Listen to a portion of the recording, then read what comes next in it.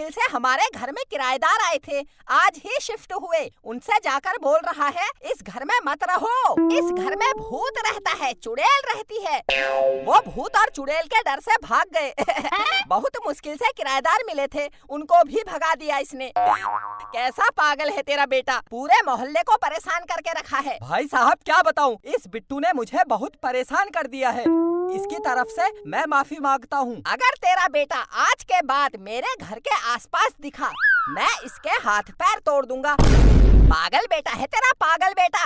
पापा, आपके प्यारे बेटे से अंकल पागल पागल बोल रहे हैं, आप कुछ कहते क्यों नहीं हैं? चुप! एक तो गलत काम करके आया है, ऊपर से अपने को बहुत बहादुर समझ रहा है।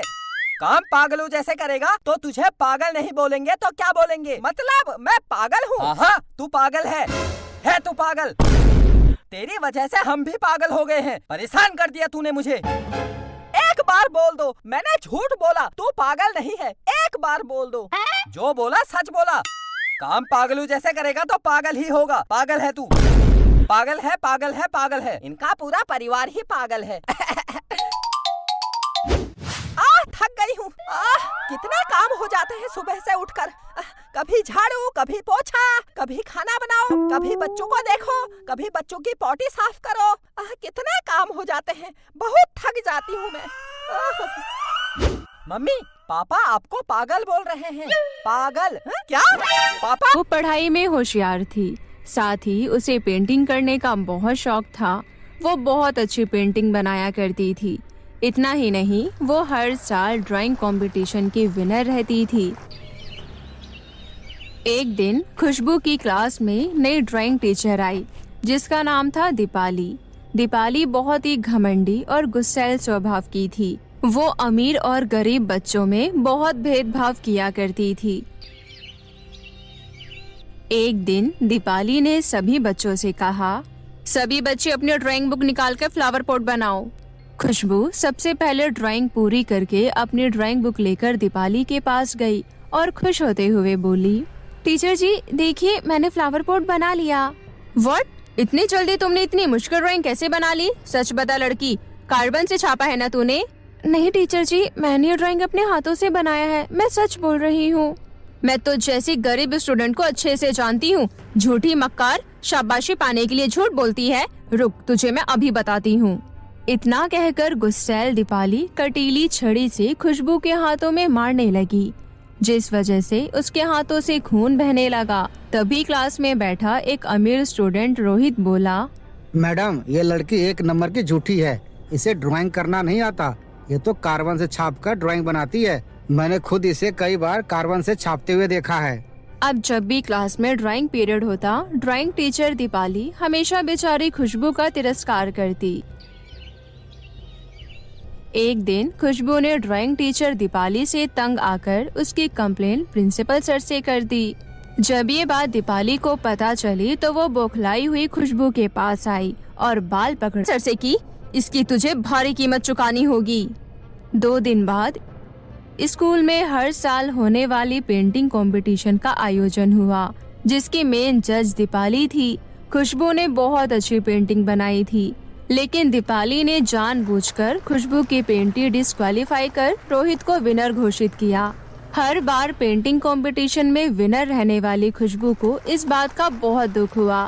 तभी रोहित हंसते हुए बोला, विनर तो मुझे ही बनना था। तेरी पेंटिंग तेरे शक्ल की तरह घटिया है। दीपाली मैडम ने मुझे विनर बनाकर सही किया। आखिर वो हमारे स्टेटस की है। पर मैंने पेंटिंग बहुत अच्छी बनाई थी। तूने मेरी चुगली प्रिंसिपल सर से की थी ना? अब तू कभी ड्राइंग कंपटीशन नहीं जीत पाएगी, मेरे होते हुए तो बिल्कुल भी नहीं। और तुम रोहित, 10 मिनट बाद मुझे स्टाफ रूम में आकर मिलो, कुछ बात करनी है। इतना कहकर दीपाली स्टाफ रूम में चली गई। थोड़ी देर बाद रोहित स्टाफ रूम में गया। टीचर, आपने मुझे बुलाया? हाँ रोहित, आओ, मैंने तुम्हें विनर बनाया है। उसके बदले तुम्हें मुझे कल 5,000 रूपए लाकर देने होंगे। पर मैडम जी, 5,000 रूपए ज्यादा नहीं है? तुम्हें अच्छी तरह पता है तुम्हें ड्राइंग का डीबी बनाना नहीं आता, फिर भी मैंने तुम्हें कंपटीशन का विनर बनाया। वैसे भी तुम इतने अमीर हो, 5,000 तुम्हारे लिए ज्यादा नहीं है। उन दोनों की बात स्टाफ रूम के बाहर खड़ी खुशबू ने सुन ली। मैं ड्राइंग टीचर दीपाली और रोहित की सारी बातें प्रिंसिपल सर को बता दूंगी। तभी टीचर दीपाली ने खुशबू को स्टाफ रूम के बाहर खड़े हुए देख लिया। लगता है उस लड़की ने हमारी सारी बात सुन ली है, उसका कुछ करना पड़ेगा। खुशबू रुको, मेरी बात सुनो। लेकिन खुशबू नहीं रुकी और बदहवास सी प्रिंसिपल रूम की तरफ जाने लगी। दीपाली ने दौड़कर खुशबू का हाथ पकड़ा और उसे स्कूल की टेरेस पर ले गई। टीचर छोड़ो मेरा हाथ। अरे ऐसे कैसे छोड़ दूं? तेरी वजह से आज मेरी नौकरी खतरे में पड़ सकती थी, पर मैं ऐसा होने नहीं दूंगी। इतना कहकर टीचर दीपाली ने खुशबू को जोर से धक्का दिया और खुशबू की स्कूल की छत से नीचे गिरने से मौत हो गई। सब यही समझेंगे इसने पेंटिंग कंपटीशन में हार कर अपनी जान ले ली। इस घटना के 1 साल बाद। Good morning ma'am. Good morning बच्चों, जल्दी से सब अपने ड्राइंग बुक निकालो, आज तुम्हारा ड्राइंग का पीरियड है। सभी बच्चे अपने अपने ड्राइंग बुक निकालकर एक लाइन में ड्राइंग टीचर मेघना के पीछे पीछे ड्राइंग रूम चले गए। तभी रोहित अपने दोस्त चिंटू के साथ क्लासरूम में वापस आया। अरे क्लास के सभी बच्चे कहाँ चले गए? कहीं स्कूल की छुट्टी तो नहीं हो गई? तुम कितने भुलक्कड़ हो, आज हमारी ड्राइंग की क्लास है, सभी ड्राइंग रूम में गए होंगे। अचानक दोनों की नजर लास्ट बेंच पर बैठी एक लड़की पर गई जो ड्राइंग बुक पर पेंटिंग बना रही थी। तभी रोहित उसके पास गया और बोला, तुम न्यू एडमिशन हो क्या? तुम्हारा नाम क्या है? लेकिन वो कोई जवाब नहीं देती और अपनी पेंटिंग बनाने में बिजी थी। तभी रोहित उसके पेंटिंग छीन कर बोला, तुम बहरी हो क्या? मैं कब से तुमसे पूछ रहा हूँ और तुम हो कि अपनी पेंटिंग करने में लगी हो। मेरी पेंटिंग बुक मुझे वापस कर दो। ये कहते हुए लड़की चुड़ैल में बदल गई और गुस्से से बोली, मेरी पेंटिंग बुक को छूने की तेरी हिम्मत कैसे हुई? अरे अरे चिंटू, इसकी तो आंखें एकदम लाल है। ये तो चुड़ैल है रोहित, भाग यहाँ से वरना ये चुड़ैल हमें मार डालेगी। दोनों तेजी से क्लासरूम से बाहर भागने लगे। तभी चुड़ैल लड़की उनके सामने आकर खड़ी हो गई। मैं तुझे यहाँ से जिंदा बचकर भागने नहीं दूंगी। चिंटू, ये चुड़ैल तो दरवाजे पे ही जम गई। तभी चुड़ैल रोहित के हाथों से अपनी पेंटिंग बुक छीनकर उसे मार कर बोली, मैं इसके खून में अपनी पेंटिंग ब्रश डुबोकर पेंटिंग बनाऊंगी। उसके बाद चुड़ैल आखिरी बेंच पर बैठकर रोहित की लाश की पेंटिंग बनाने लगी। तभी मौका देखकर रोहित का दोस्त चिंटू वहाँ से भाग खड़ा हुआ। वो तेजी से भागता हुआ क्लास टीचर मेघना के पास गया। टीचर जी। अरे चिंटू, तुम इतने हाफ क्यों रहे हो और तुम डरे हुए भी लग रहे हो, क्या बात है? टीचर जी, चुड़ैल ने रोहित को मार डाला, अब वो हम सबको भी मार डालेगी। ये कहते हुए चिंटू बेहोश हो गया। तभी क्लास टीचर मेघना क्लासरूम में पहुंची तो देखा रोहित की लाश खून से सनी हुई जमीन पर पड़ी थी। फौरन पुलिस को बुलाया गया, लेकिन छानबीन करने पर रोहित की मौत का कारण पता नहीं चल पाया।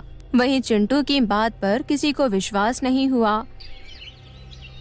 कुछ दिनों के अंतराल के बाद ड्राइंग का पीरियड आया। तभी क्लास में चुड़ैल स्टूडेंट का रूप लेकर क्लास के आखिरी बेंच पर ड्राइंग बुक लेकर बैठ गई। इतने में क्लास टीचर मेघना उसके पास आई और बोली, तुम कौन हो? मैंने तुम्हें इस क्लास में पहले कभी नहीं देखा। तुम कौन सी क्लास के स्टूडेंट हो? जवाब क्यों नहीं दे रही? चलो जल्दी से हाथ ऊपर करके खड़ी हो जाओ। चुड़ैल स्टूडेंट गुस्से से लाल होकर अपने ड्राइंग बुक पर टीचर मेघना की पेंटिंग बनाने लगी। फिर लाल कलर के रंग से पेंटिंग पर क्रॉस का चिन्ह बनाया। तभी टीचर मेघना अपना सिर पकड़कर जमीन पर गिरकर करहाते हुए बोली, आह! आह! ये क्या हो रहा है मुझे? आह! टीचर मेघना को इस तरह तड़पते हुए देख चुड़ैल स्टूडेंट बोली, मुझे डांट रही थी ना, अब मजा चख। ये कहते हुए चुड़ैल ने पेंटिंग को लाल रंग से भर दिया, जिस वजह से मेघना टीचर के शरीर से खून बहने लगा और वो मदद के लिए पुकारने लगी। सभी बच्चे क्लास टीचर के साथ हो रहे भयानक मंजर को देख बुरी तरह डर गए। लेकिन चुड़ैल के बगल में बैठी रुचिका की नजर चुड़ैल की पेंटिंग पर पड़ गई। फिर वो मन ही मन बोली, इस लड़की की पेंटिंग में जो टीचर की सूरत है और जो कुछ ये पेंटिंग में टीचर जी के साथ कर रही है, वही हकीकत में टीचर जी के साथ हो रहा है। मुझे जल्दी से कुछ करना होगा। रुचिका होशियारी से क्लासरूम से निकलकर प्रिंसिपल रूम की तरफ भागी। तभी चुड़ैल स्टूडेंट ने उसे जाते हुए देख लिया। फिर उसने उस रुचिका की पेंटिंग बनानी शुरू की। वहीं दूसरी ओर रुचिका प्रिंसिपल रूम में पहुंचकर प्रिंसिपल सर से बोली, प्रिंसिपल सर, जल्दी से मेरे साथ चलिए, मेघना मैडम की जान खतरे में है। कैसा खतरा? साफ साफ बताओ, आखिर हुआ क्या है? एक अनजाने स्टूडेंट हमारी क्लास में आकर पेंटिंग बनाकर मेघना मैडम को मारना चाहती है। आप मेरे साथ जल्दी चलिए। वहीं दूसरी ओर स्टूडेंट चुड़ैल ने रुचिका की पेंटिंग पूरी कर उस पर अनगिनत क्रॉस के निशान बनाए। इतना करते ही रुचिका की गर्दन प्रिंसिपल सर की आंखों के सामने धड़ से अलग होकर जमीन पर गिर गई और वो तड़प तड़प कर मर गई। तभी अचानक चारों तरफ धुआं उठा और चुड़ैल प्रिंसिपल सर के सामने आकर खड़ी हो गई। कौन हो तुम? सर, आपने मुझे पहचाना नहीं? मैं खुशबू हूँ। खुशबू? पर तुम चुड़ैल कैसे बन गई? और तुम टीचर और बच्चों को नुकसान क्यों पहुंचा रही हो? चुड़ैल बनी खुशबू प्रिंसिपल सर को सारी सच्चाई बताते हुए बोली, मुझे मारा गया है, मैं अपनी मौत का बदला लेकर रहूंगी। दीपाली टीचर कहाँ है? मैं कब से उसे ढूंढ रही हूँ। दीपाली मैडम तो कुछ दिनों से छुट्टियों पर गई है, अगले हफ्ते आने वाली है। लेकिन तुम यहाँ से चली जाओ। स्कूल के बाकी टीचर्स और बच्चों ने तुम्हारा क्या बिगाड़ा है? उन्हें नुकसान क्यों पहुँचा रही हो? मैं कानून की मदद से दीपाली को सजा दिलाऊंगा। नहीं, मैं स्कूल से तब तक नहीं जाऊंगी जब तक मैं अपने हाथों से अपने कातिल को मार नहीं देती।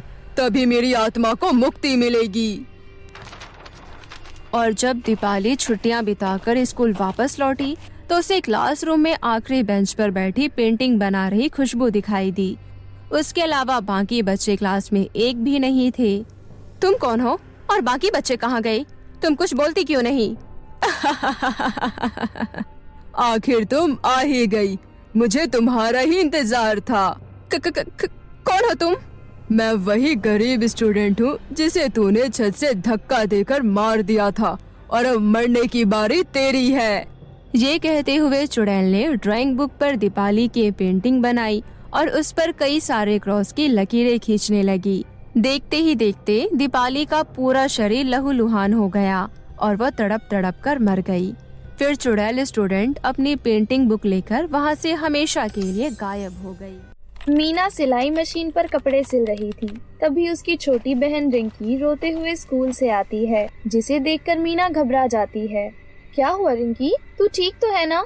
और तू इतनी जल्दी स्कूल से क्यों आ गई? सब ठीक है ना? दीदी, कुछ भी ठीक नहीं है। मास्टर जी ने मुझे धक्के मारकर क्लास से निकाल दिया और कहा कि जब तक मैं अपनी स्कूल की फीस जमा नहीं कराऊंगी तब तक वो मुझे स्कूल में कदम भी नहीं रखने देंगे। तू उदास मत हो मेरी बहन, कुछ ग्राहकों के पैसे बाकी हैं। मुझे पूरा विश्वास है उससे तेरी फीस जरूर पूरी हो जाएगी।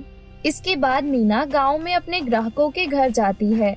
अरे मनोहर भैया, आपकी बीवी ने 2 सूट सिलवाए थे, 1 महीना हो गया है, अभी तक उन्होंने पैसे नहीं दिए हैं और अब वो अपने मायके चली गई हैं। क्या आप मुझे उनके सूट के पैसे दे सकते हैं? मुझे इस वक्त बहुत जरूरत है। देखो मीना, ये सूट बूट का हिसाब तुम हमारी मेहरिया से ही रखा करो, हमें इसके बीच में ना लाया करो। मीना उदास होकर दूसरे घर चली जाती है। चाची नमस्ते। चाची, इस वक्त मुझे पैसों की बहुत जरूरत है, आप मुझे कुछ पैसे दे सकती हैं क्या? बदले में मैं आपके कपड़े सिल दूंगी। अभी मुझे जल्द से जल्द रिंकी के स्कूल की फीस भरनी है। देख मीना, पैसे पेड़ पर नहीं उगते हैं, जो तूने कहा और मैं तुझे तोड़ कर दे दूं। और वैसे भी तुम लोग अनाथ हो, एक न एक दिन तो ये अमीरों वाले। लेकिन सभी उसे आला डाला करके वापस भेज देते हैं। बेचारी मीना उदास होकर गांव के पास। और अब तो काफी उन्हें रात के हमारी लड़कियां तो हमें हमारे नाती नतनी भी दे चुकी हैं। मीना